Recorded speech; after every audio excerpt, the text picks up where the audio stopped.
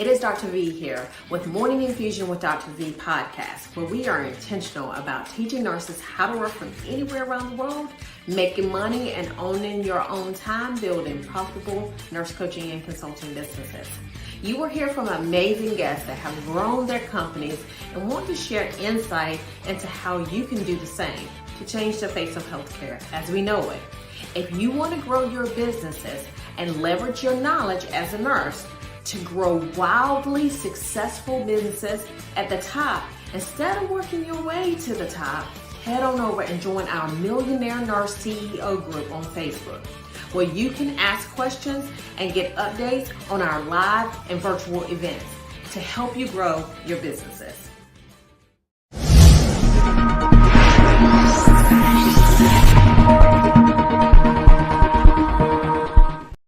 Good morning, everyone. So this is Dr. V with Morning Infusion.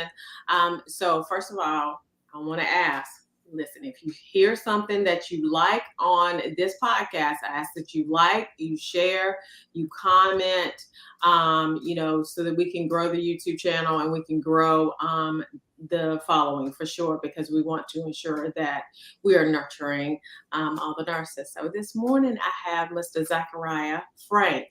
And so Mr. Zakariyah, so tell us a little bit about who you are.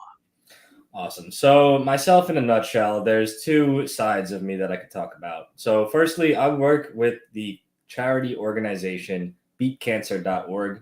I run it with my business partner, and we educate people on holistic ways to heal their cancer. And we've been doing so for 46 years. Cancer isn't something random. It's not something that's a boogeyman and comes down from the sky and bites you. It's something that has causes, and it's something that therefore can have reversals and things that we can do to reverse it and heal it out of the body. So we have a variety of programs that we run, most of which are absolutely free as a charity organization, whether that's one-on-one counseling with our in-house naturopathic doctor, whether that's our weekly calls, whether that's the education that we put out on all over the social media platforms. Then I also run my own personal brand, my own personal podcast. That's called The Health King's Court, Ancient Wisdom, Modern Health. And in that, I dive into all realms of holistic health and wellness, whether that's physical, mental, emotional, spiritual, familial, anything, all the above, relationships, because if it's related to living a healthy and fulfilled existence in one facet of life, it's inherently going to spill over into all facets of life. So I think all of these things are important for consideration for anyone. And, that's work, right? But who am I? I'm just someone that wants to make a positive impact in the world. I really do want to leave everyone that comes across myself via the screen or via in person feeling better or truly being better in some way. And so I wish to, from the ground up, whether it's one person at a time, make the world a better place. And, that really starts from within. I love it. So one of the things, and I think one of the reasons why I love holistic health, I think that, I think sometimes people don't really like holistic health because they think that that's more discipline and you got to do things that everybody else is not doing and things of that nature. But the reality is that holistic health is huge, right? Like it is it is amazing, in my opinion, because you don't. So tell me, when you think of holistic health, so tell me some things that you think about when you're speaking of holistic health, practicality. Yeah. And honestly, I'm going to lean into the two things that you even just said that a lot of people think it is, because it is absolutely that, right? Holistic health to me means a conscious existence. It's being conscious of your existence in every capacity, because the term holistic just means the whole thing. And you are a whole person with a whole life, with a whole lot of stuff going on. And it's all going to affect each other. So it does take discipline. It does take being willing to do things that other people aren't doing in a world where people aren't valuing their health. But that, what results do you want to get in life? Do you want to get the results that everyone else is getting as they go about their days, not considering their life holistically? Or do you value yourself and your health in the capacity that you're willing to make the sacrifice of going against the grain a bit? It's it's everything is, unfortunately, in this modern world, set up in a way that its default form is probably not good for your health. Whether that's the food, the water, the air, the clothing, the familial structures, like everything is kind of inverted these days, and it's to the detriment of the end user and the end consumer. And so the good choices are out there. They might be a little harder, and when I say good, I mean perhaps healthier. And it's, what is it? What is worth to you? What is your life worth to you?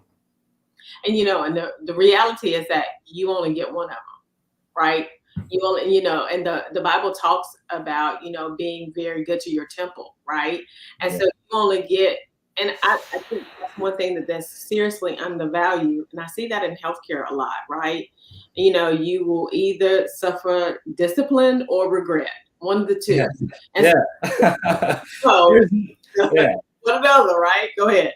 There's no avoiding pain. People want this easy way out of life. There's no evading pain. You can choose which flavor of pain you're going to get, but you have to pay the price. And what does that mean? It is painful to, like we said, go against the grain and perhaps do things that people aren't doing, and perhaps think twice about just snagging something from the grocery store and eating it. That's annoying, right? That has some pain, that has some sacrifice. But the alternative of not doing that, it might seem easier in right now, but in the long run, your health suffers and you're going to feel the pain in that long term. So it's figuring out which flavor of pain is going to be more worthwhile. Do you value that temporary sensation of, so-called freedom of just doing whatever you want in any given moment, or, perhaps that delicious candy? Or do you value your long-term health and wellness? And that's so true, because one of the things that, it was interesting to me, because I remember we were in the store and I was talking to this young lady, and she was talking about her health. She was like, I want to get healthier. She said, but, eating fruits and vegetables is expensive. I said, it's really expensive. I said, well, I don't think it's expensive, but I said, it's really expensive to live your whole life. I said, and then get sick. I said, that's really expensive. That's really what's expensive. Yep. I said, and not to feel good the entire time that you're living. That's what's expensive.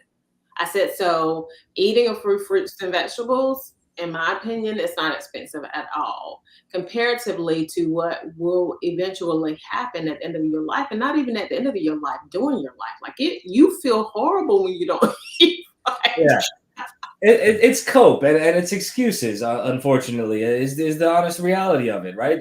There's always a reason that you could find to not do work, to not do something. There's always some reason that you could give to not do better. And unfortunately, the only one that suffers in that circumstance is the person grasping for that excuse. Right. And it's hard, right? It's hard to live healthy. It's hard not to, and one of the things that when I was first when I first started doing all of the research that I've done, I noticed that, we spend 20%, almost at 19.9% at this point, of our gross domestic product on healthcare. Now, people glaze over whenever they hear that, right? But the reality is that what we're saying is we're the sickest country in the world. We are the richest country in the world, yet we are the sickest country in the world. And people have this mindset that, okay, I'm going to get medication and then, it'll be okay. But the reality is that the medication typically is putting Band-Aids over it, and it's not really healing the wound, right? And so I love what you're doing. So tell me about, you said that the company's been in business for how many years? 46 now. 46. Well, you ain't 46. So tell me about that. Yeah. So the organization, it actually has tragic but beautiful beginnings. So the story goes, long ago, there was a woman named Susan. And Susan was both an academic and career woman, but also a loving wife. Susan's husband happened to come down with cancer. And they didn't really know anything of cancer or anything of health. That wasn't their field. That wasn't their area of interest. And Susan's husband, not knowing any other possibilities, went the conventional route, went chemo, radiation, etc. And Susan got to watch the slow, or I mean, not even slow, but the steady decline of his will to live, of his health, of his just overall life fulfillment. It just wasn't a pretty picture, as the story too often goes. Thinking to herself, there had to be a better way. And being a woman of action, she sought out that better way. Now, back then, there was no www dot anything. She couldn't just go to some website and learn about, alternative holistic ways of dealing with cancer. So she did everything that she could to learn those holistic ways. She went to libraries, opened up books. She called up doctors, called up researchers, called up holistic healing practitioners and naturopaths. Just did everything she could to start accruing holistic knowledge and comprehension of the body and what it means to have a healthy and healed body. The more she learned, the more she really got excited and really wanted to dive in more, because the more she realized, wow, there's so much out there, and there's so much out there, and this doesn't have to be like this.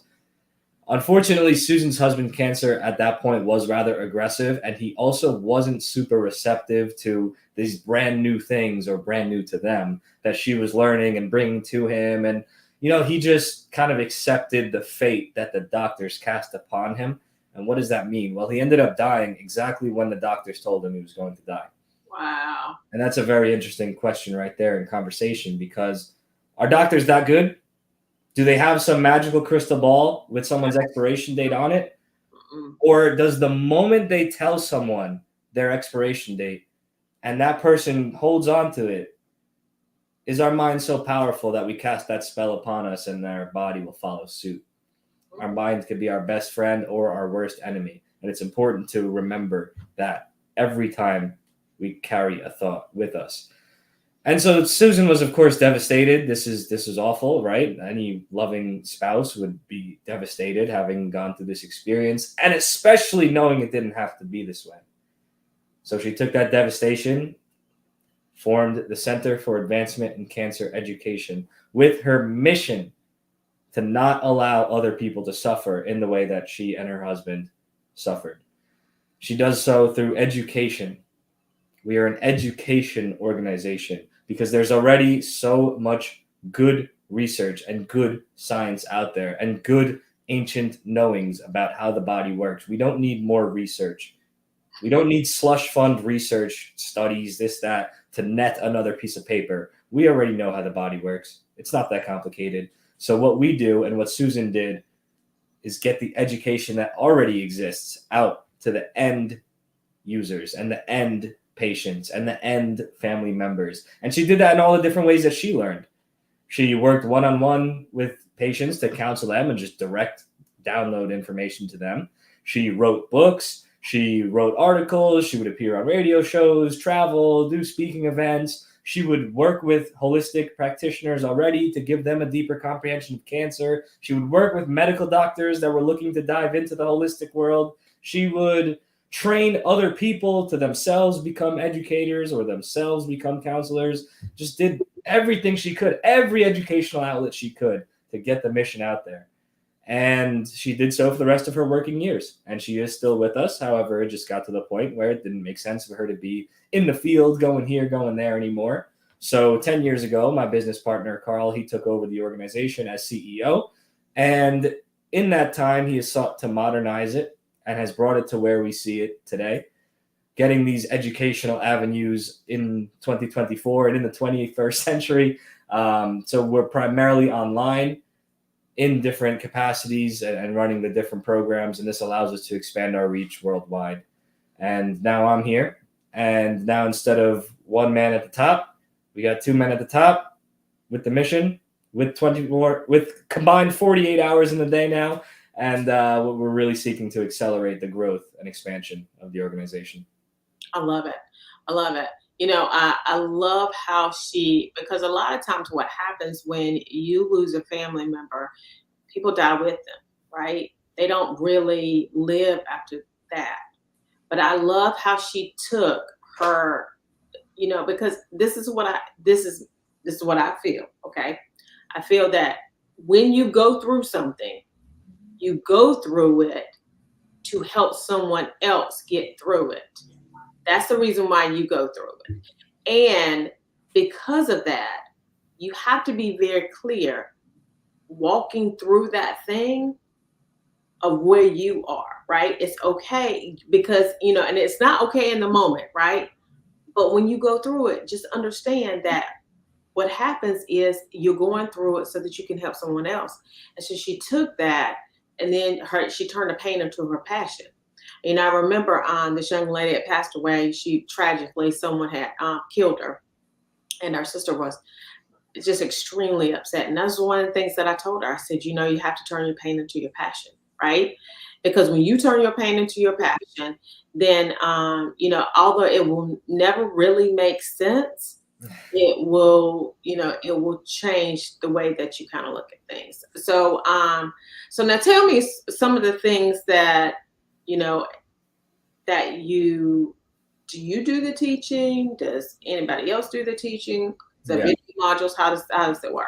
Yeah, so we have a variety of different programs, and different people do the different teaching in different ways. So our direct to patient teaching, that happens through our in-house naturopathic doctor. She's a several decades in the field doctor, and anyone can call, and she's on staff, on call to talk to them, give them one-on-one personalized counseling, develop action plans, and see it through in an ongoing basis via phone calls. And that's an entirely free program. That's one of our primary programs that we run, because again, that's free for anyone that can speak English. Right now, she only speaks English, so that's what our counseling is available in directly. And anyone in the world can call, get in contact with her, and get that plan of action and see it through with her. So she does the teaching in that capacity.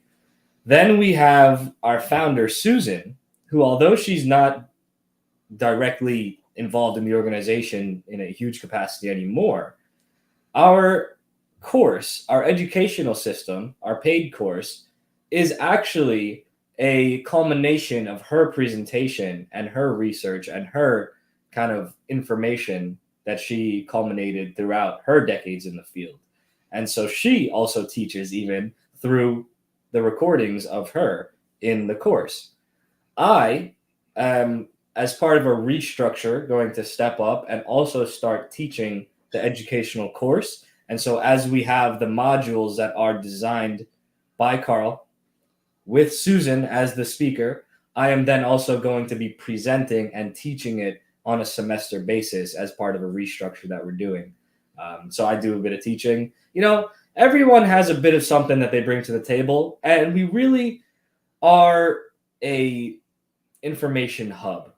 We have random strangers come on our weekly calls, and sometimes they teach us a little something. So we really try to just be a central hub of good information, and we don't care who it's coming from and where it's coming from. We welcome it all. We don't think that we're the gatekeepers or the people, we don't have some fountain of youth. There's so much good info out there. So I teach, our naturopath teaches, our coaches, because we've trained several hundred holistic cancer coaches. They all have their own further research and further education they have, or their own preemptive knowledge and different areas of expertise that they came in with prior to joining us. So they teach us a thing or two, and they teach each other a thing or two.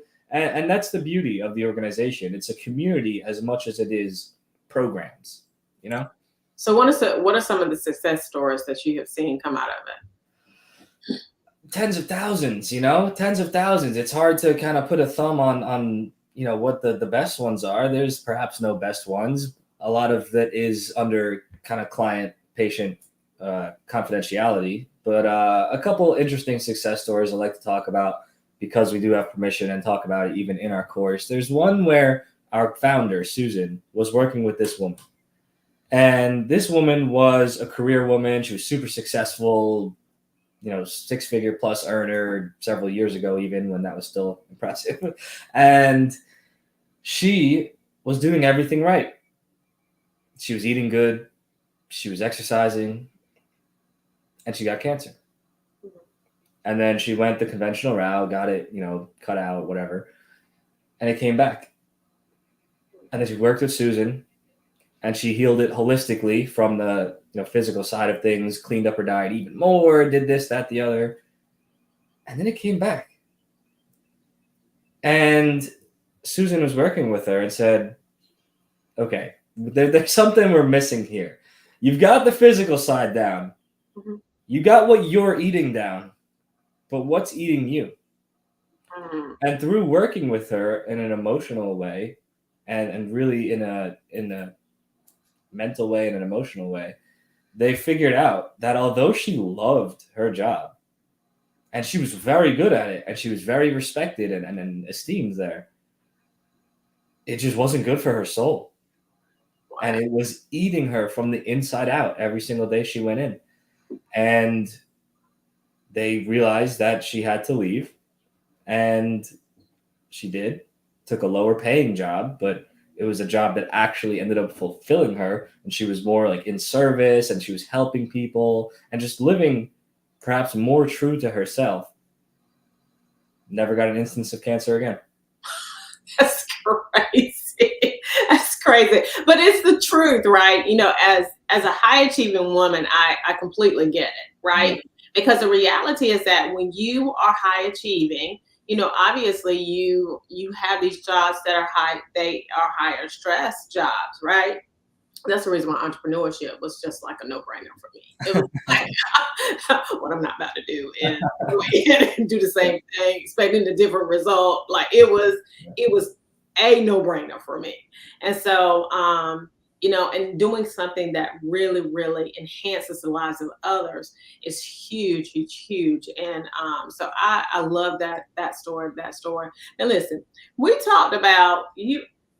Zakariyah, you done went over to Puerto Rico, okay? Mm-hmm. And you done brought back 2 dogs, okay? Mm-hmm. Now tell us what the dogs are. Now tell us why you went to Puerto Rico in the first place, okay? Well, it's an interesting story. I observed the political climate several years ago, and although I didn't have the specific details, I knew things were going to get a little rowdy and things were going to get crazy, and perhaps the government would come and say, hey, everyone stay in their house and try to overreach and overgrab their power. There was writing on the wall that something like that was going to go down, and I didn't know exactly what, but I knew I didn't want to be in New Jersey when it happened. So I was like, all right, where do I go that's super easy, super chill, and what have you? And Puerto Rico is a beautiful tropical island, and easy to get there because it's domestic, and a bunch of things aligned. I was looking to move out somewhere. Why not a beautiful tropical island? I had a couple business partners at the time that had already moved down there, so we all moved in together. I also had a business at the time that was creating luxury accessories for boats and watercraft. Mm-hmm. So I was like, okay, that'll be easy to keep doing there. A handful of reasons. I love it. So were you working for beatcancer.org at that time? No, I'd never heard of beatcancer.org at that time. So you just up and I love it. Yeah, I just up and left. I never formally lived there. I stayed in long-term Airbnb stays. So I had lived in, I think, 14 different places in the 2 years. And lived everywhere from the deserts down on the south side to up in the tropical rainforest of Yauco and Rio Grande, down to Cocoa Beach, right in like a beach resort. Yeah, I was all over the place. It's cool. I had children apparently way too young. Okay, I had my first child at 24. I should have waited. Okay. Hey, who said they can't come with you? Well, they could, but they're a little different at times. I mean, I might have to homeschool them, right? And that's probably not going to be a good idea. So yeah, I love that. I love that a lot. So now tell us about your 2 dogs that you brought back. Yeah, I have 2 lovely dogs. We don't have any, specific knowledge of their breeds. Puerto Rico, for anyone that's not familiar with there or with several other Latin community countries, whatever, not that Puerto Rico is a country, there's often a lot of stray dogs. So there's often a lot of street dogs. And we could talk about, the infrastructure reasons or the cultural reasons that is. But just like you'd see squirrels or deer running around anywhere in, America, you would see dogs everywhere. You drive 5 minutes down the road, you've passed like 3 or 4. You get to any sort of mall complex or strip mall, there's probably like 10 hanging out there. They're just all over the place.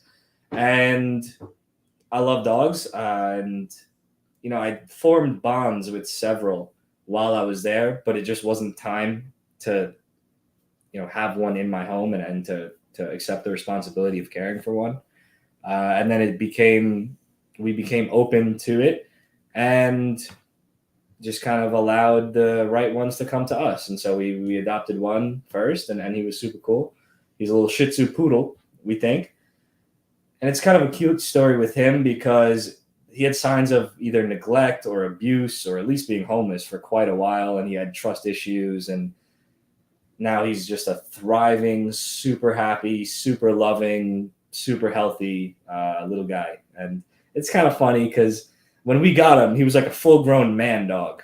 We say like he was several years old at least. He's probably at least already 4 to 7 years old. And so it's like, what has your life been? Like, who are you? Where have you been? What's your stories? It's interesting, the dynamics with him, because yes, he has surrendered to being our dog and fully embraces that and loves it. But it's also like he's an independent dude at the same time. I don't know. And then the other one is the total opposite, where we picked her up when she was 6 weeks old. She was this little baby, and she was hanging out in a pile of trash on the side of the road, and she was bright white against the black trash bags. And so we were just driving the car, and yep, that one's ours. Let's go. And so she kind of has been shaped by us in such a way that, like she grew up with us. So it's an interesting, different dynamic. She's the little baby, and he's like a grown man dog, but they're both awesome. Sweet. I love that. I love that story. So tell me, because when I first came on, I thought CMO meant Chief Medical Officer, but you said it was Chief Marketing Officer. So tell me about the marketing. Tell if you had to give, in the short time that we have left, if you had to give someone at least 2 very important things when it comes to marketing, advice when it comes to marketing. Tell me. Yeah. We live in an attention economy. You have to get attention, and then from there you can monetize it. The marketing of today is not necessarily the marketing of yesteryear, right? And it's not necessarily the marketing of yesterday. Things are moving quickly. You have to adapt. Right now, I'm on this podcast. It's marketing. 20 years ago, if you were to tell someone, yes, you'd be marketing by appearing on podcasts. What? What's the podcast? So, you have to stay fluid. You have to stay adaptive to new technologies. And I guess that'll roll into the second one. And the second one is AI. You could be afraid of it, or you could embrace it. People could have been afraid of the internet, and I don't know what those people are up to, but the internet's still here. So you might as well have learned how to use it. And so perhaps my second tip is learn how to use AI and make AI work for you instead of being afraid of it, or even worse, being someone who doesn't use it and then falls behind in your industry, because the people that are going to get ahead are the people that are making use of new technologies. I love that. It's interesting that we were having this conversation yesterday, because I was one of my friends, I was on one of her, she's having this challenge. And so she asked me to come virtually to speak. And one of the things that she said was, the thing that I regret is not embracing AI from the very, very beginning. She said, because I was a little bit afraid of it. She said, but now she's embracing it more. Listen, when I first heard about it, I was like, oh, this is game changing, right? Like, it speeds things up like that, right? And so it's definitely something that we embrace in our company, because, in a company, if you want to survive, okay, AI has to be a part of your company. It's just. Yeah, absolutely. And it's a tool of efficiency. And that's the key word, tool, right? It's not evil. It's not good inherently. It's what we do with it. And So I think anyone that gets caught up in that kind of moral conundrum, you know, it's an inevitability. So harness the tool, harness the power, and use it for good. And in that way, it's a great thing for the world. I love it, Zakariyah. So thank you for coming on and talking about beatcancer.org and about your adventures and about AI and marketing, because it has been a wonderful conversation. So I just ask that you like, share, and comment on this video. We do have another masterclass that's coming up next month, and so I invite you to join us for our masterclass. It's going to be amazing. It always is, so that you can get lots of information and learn how to work from anywhere around the world, making money and owning your own time. So you ladies and gentlemen, have an amazing rest of your day.